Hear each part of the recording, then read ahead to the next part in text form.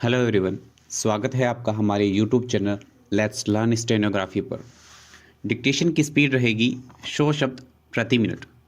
Dictation की PDF आपको हमारे Telegram channel let's learn stenography पर मिल जाएगी, जिसका लिंक डिस्क्रिप्शन में दे रखा है। मेन डिक्टेशन से पहले 1 मिनट का ट्रायल डिक्टेशन बोला जाएगा, जिसका आपको अनुवाद नहीं करना है। आपको सिर्फ मेन डिक्टेशन का ही अनुवाद करना है। डिक्टेशन में कॉमा और विराम बोला जाएगा, इसलिए सभी ध्यानपूर्वक डिक्टेशन लिखें। तो चलिए सबसे पहले 1 मिनट का ट्रायल डिक्टेशन लिखिए। ट्रायल डिक्टेशन शुरू होगा 5 सेकंड बाद।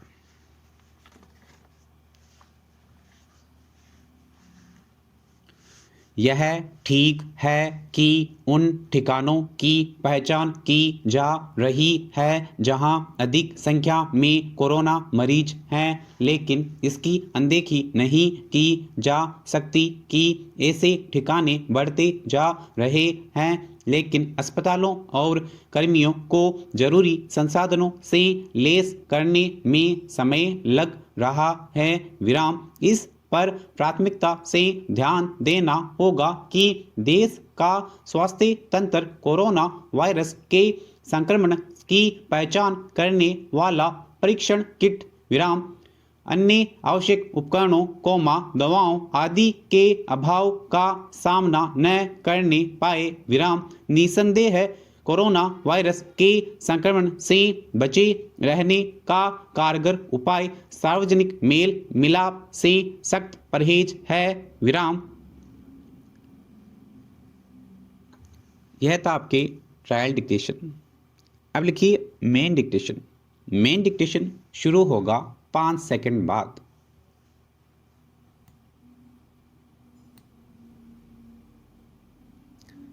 राजनीति कई बार उपलब्धियों को पीछे धकेल देती है। विराम 3 तलाक विधेयक के संसद से पारित हो जाने के बाद भी यही हो रहा है। विराम विधेयक लोकसभा से आसानी से पास हो गया था, लेकिन राज्यसभा के गणित को देखते हुए आशंका अंतिम समय तक थी कि यह विधेयक पास हो पाएगा भी या नहीं, और अंतिम समय में सरकार ने किसी तरह इस गणित को साध लिया। विराम कुछ ने पाला बदला, कुछ ने मतदान में भाग ही नहीं लिया और एक आध इस्तीफे हो गए तो बात बन गई। विराम पेरा।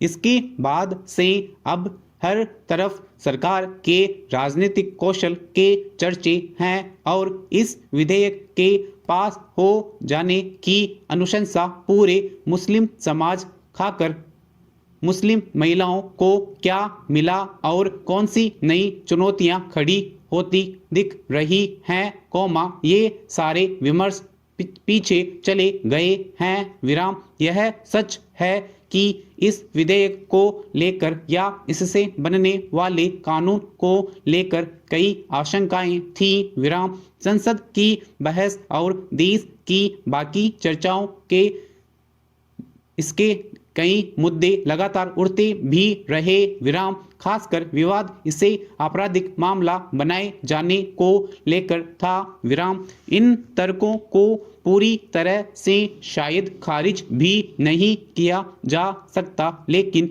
सिर्फ इसी को आधार बनाकर एक महत्वपूर्ण कानून का रास्ता रोकना शायद सही नहीं कहा जा सकता। विराम कानून बन जाने के बाद भी उसके कामों पर चर्चा की मांग हमेशा हमारे पास रहती है। विराम ऐसी चर्चाओं के नतीजों से कई सकारात्मक बदलाव अतीत में भी निकलते रहे हैं। विराम पेरा। कानून बन जाने के बाद के नए अनुभव भी ऐसे मामलों में भूमिका निभाते रहे हैं। विराम हालांकि ऐसे मामलों में आदर्श स्थिति यही होती है कि जिस समाज के लिए यह कानून बनाया जा रहा है, वह खुद आगे आए और वक्त की जरूरत के मुताबिक बदलाव का बीड़ा उठाए, पर ऐसा हमेशा हो नहीं पाता। विराम सबसे अच्छी स्थिति तो यही होती है कि समाज ही कानून को बदले, लेकिन कई बार कानून के जरिए समाज को बदलने की चुनौती भी आती है। विराम इस मामले में सबसे अच्छा उदाहरण सती प्रथा का दिया जा सकता है। विराम या फिर पिछले दिनों केरल के सबरीमाला मंदिर में महिलाओं के प्रवेश को लेकर सुप्रीम कोर्ट ने जो निर्देश दिया, विराम वह भी इसी तरह का मामला भी कहा जा सकता है। विराम पेरा पूरी दुनिया इस समय कोरोना वायरस की महामारी से जूझ रही है। विराम कोरोना के चलते वैश्विक मंदी की आशंका व्यक्त की जा रही है। विराम कहा जा रहा है कि दुनिया को अर्थव्यवस्था के संकटों से जूझना पड़ेगा। विराम हालांकि भारत जैसे देशों के लिए कुछ राहत की खबर है। विराम पेरा भारत एक ऐसा देश है जो अपनी परंपरा संस्कृति मेले और उत्सव के लिए जाना जाता है। विराम यहाँ पर पर्व को लोग पूरे जोश और खुशी के साथ मनाते हैं। विराम हिंदू पर्व को महत्व देने के साथ ही इस त्योहार को पूरी खुशी के साथ मनाने के लिए भारत की सरकार द्वारा दशहरे के इस उत्सव पर राजपत्रित अवकाश की घोषणा की जाती है।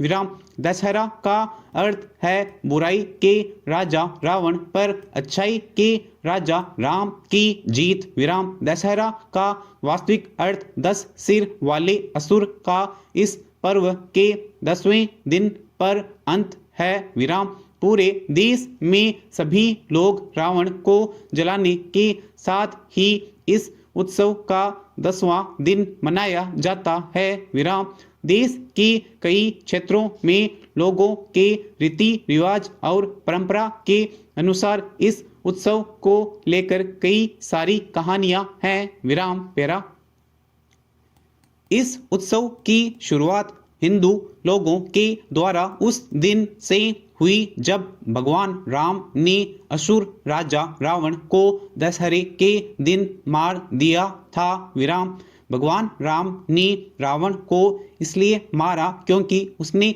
माता सीता का हरण कर लिया था और उन्हें आजाद करने के लिए तैयार नहीं था। विराम इसके बाद भगवान राम ने हनुमान की वानर सेना और लक्ष्मण के साथ मिलकर रावण को परास्त किया। विराम दशहरा का पर्व हर एक के जीवन में बहुत महत्व है।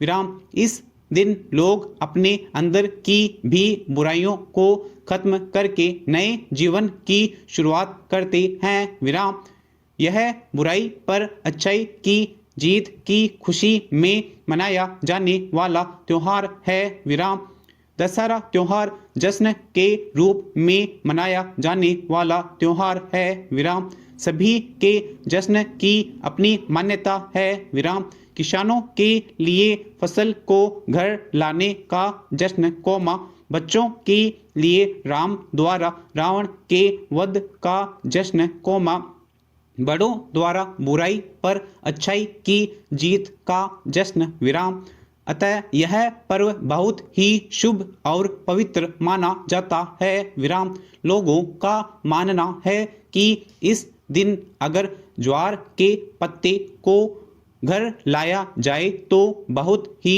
शुभ होता है और इस दिन शुरू किए गए कार्य में जरूर सफलता मिलती है। विराम ऐसी कई जगह हैं जहां दशहरा पर मेला लगता है।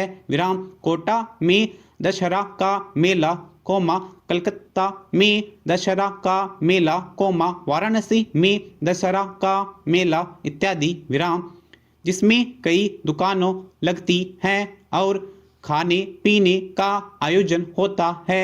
विराम इस दिन बच्चे मेले में घूमने जाते हैं और मैदान में रावण का वध देखने जाते हैं। विराम इस दिन सड़कों पर बहुत भीड़ होती है। विराम लोग गांव से शहरों में मेला देखने आते हैं विराम, जिसे दशहरा मेला के नाम से जाना जाता है विराम। इतिहास बताता है कि दशहरा का जश्न महारो दुर्जन साल सिंह हंडा के शासन काल में शुरू हुआ था विराम। रावण के वध के बाद श्रद्धालु पांडाल घूमकर देवी मां का दर्शन करते हुए उत्सव मेले का आनंद उठाते हैं विराम। हिंदू धर्म ग्रंथ रामायण के अनुसार ऐसा कहा जाता है कि देवी दुर्गा को प्रसन्न करने और आशीर्वाद प्राप्त करने के लिए ही राजा राम ने चंडी होम कराया था विराम। इसके अनुसार युद्ध के 10वें दिन रावण को मारने का राज जानकर उस पर विजय प्राप्त कर लेनी थी विराम। अंततः रावण को मारने के बाद राम ने सीता को वापस पाया विराम। दशहरा को दुर्गोत्सव भी कहा जाता है क्योंकि ऐसा कहा जाता है कि उसी 10वें दिन माता दुर्गा ने भी महिषासुर नामक असुर का वध किया था विराम। हर क्षेत्र के रामलीला मैदान में एक बहुत बड़ा मेला आयोजित किया जाता है जहां दूसरे क्षेत्र के लोग इस मेले के साथ ही रामलीला का नाटकीय मंचन देखने आते हैं विराम। समाप्त।